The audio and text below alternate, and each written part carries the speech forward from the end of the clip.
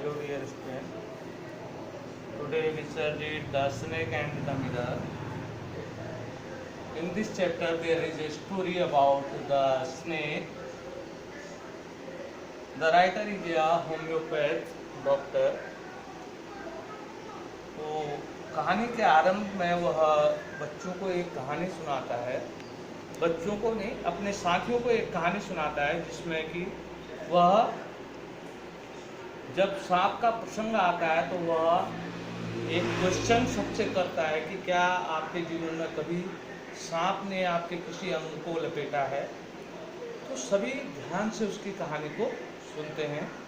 तो वह अपनी कहानी बताता है कि एक गर्मी की रात्रि को लगभग 10 बजे के समय वह एक रेस्टोरेंट में खाना खा के अपने कमरे की ओर निकलता है। वह छोटे से एक किराए के मकान में रहता है जिसके कि ऊपर छत नहीं है बल्कि एक लकड़ी के बल्लियों पर खपरेल पड़ी हुई है और उस बल्ली के सहारे चूहों का आना जाना रहता है। और यह कह सकते हैं कि जो लेखक है उसने उस कमरे को जो है आपस में बांट रखा है। चूहे और वह लेखक दोनों मिलकर उस कमरे को शेयर करते हैं।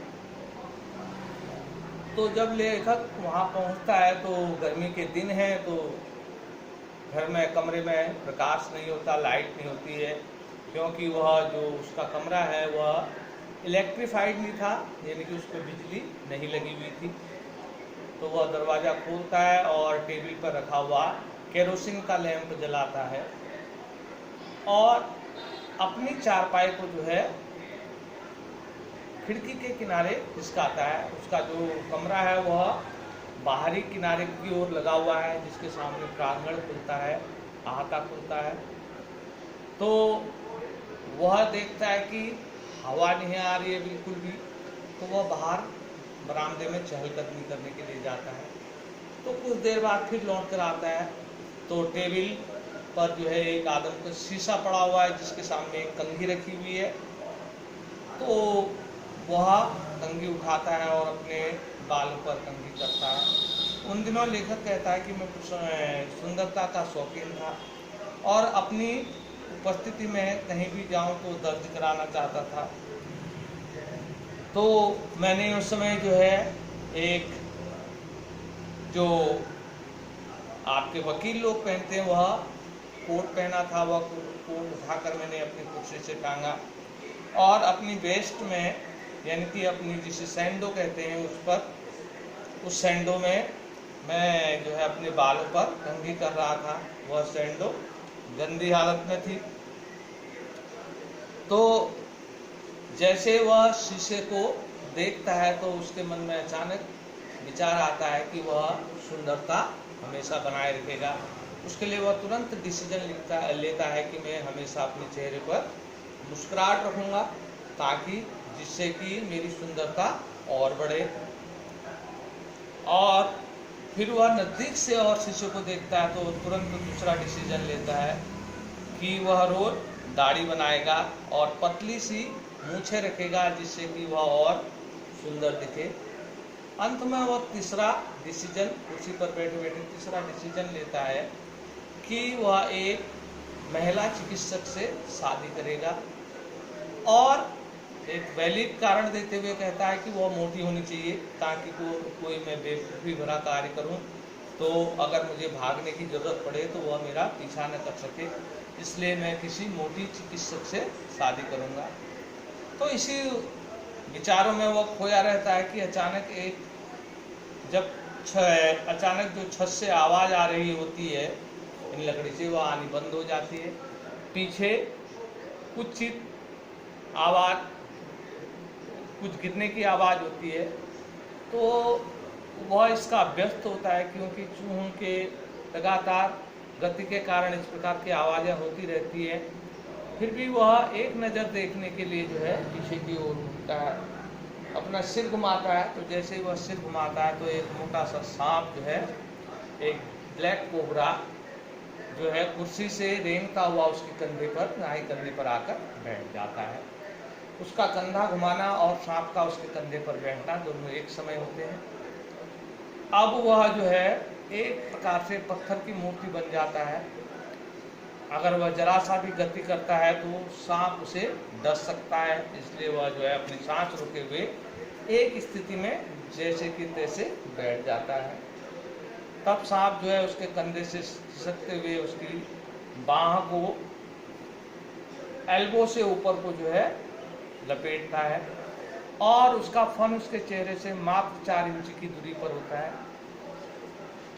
अब वह ऊपर वाले को याद करता है कि शायद मैंने कोई ऐसी गलत बात कर दी जिसे ईश्वर ने पसंद नहीं किया और यह सांप जो है मेरे ऊपर आकर बैठ गया। तो थोड़ी देर पश्चात वह मन ही मन सांप के जाने की जो है ईश्वर से प्रार्थना करता है और उसे याद आता है, मान लो अगर मेरे को सांप डस लेता है तो मेरे पास कौन सी दवाई है। उसके पास कोई दवाई भी नहीं होती है। तो अचानक ही जो सांप है वह उसके कंधे पर बैठे बैठे शीशे की ओर देखता है। तो शीशे की तरफ जब वह देखता है तो वह रेंग कर शीशे के सामने को चला जाता है। शायद वह भी अपनी सुंदरता को शीशे में देख रहा हो और वह भी कोई डिसीजन लेना चाहता हो। तो जैसे वह उसकी बाह से खिसककर शीशे के सामने टेबल पर बैठता है तो जो लेखक है, जो कि होम्योपैथ डॉक्टर है, वह पूरी गति के साथ वहाँ से बाहर भागता है और वह पीछे मुड़कर भी नहीं देखता कि सांप क्या कर रहा है और क्या सांप उसका पीछा कर रहा है। वह भागते हुए अपने दोस्त के वहाँ घर पर पहुँचता है और अपने कपड़े उतार कर स्नान करता है और दूसरे कपड़े पहनता है। तो सुबह जो है वह अपने मित्र के साथ कुछ और लोगों को लेकर अपने कमरे से सामान हटाने के लिए जाता है। तो देखता है कि उसके कमरे में जो है कुछ भी नहीं है सिवाय एक चीज़ के, वह उसकी गंदी सी वेस्ट यानी कि उसकी सैंडो जो कि गंदी थी। तो वह चोर भी सफाई का इतना शौकीन था कि वह गंदी उसकी जो सैंडो को नहीं ले गया था।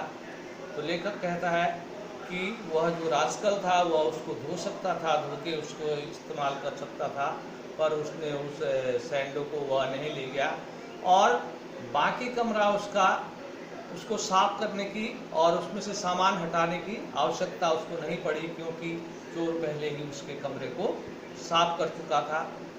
तो तब एक श्रोतागण ने पूछा कि क्या आपकी पत्नी जो है डॉक्टर है और क्या वह मोटी है? तो वह कहता है नहीं, ईश्वर को कुछ और मंजूर था। मेरी जो पत्नी है वह दुबली पतली एक धावक के समान है। तो दूसरा श्रोता पूछता है कि क्या सांप ने आपका पीछा किया था? तो लेखक कहता है कि मुझे नहीं मालूम कि सांप ने मेरा पीछा किया या सांप का कौन सा जेंडर था, क्योंकि मैं जब वहाँ से भागा तो मैंने पीछे मुड़कर नहीं देखा। तो यही पाठ का सारांश है। तो आप लोग इस पाठ के जो है प्रश्न उत्तर कल कराएंगे। तो ये जो डिफ़िकल्ट वर्ड हैं, कठिन ये शब्द अर्थ, इनको आप अपनी कॉपी में उतार लेंगे और कल इससे संबंधित आपको क्वेश्चन आंसर कराए जाएंगे। ठीक, धन्यवाद।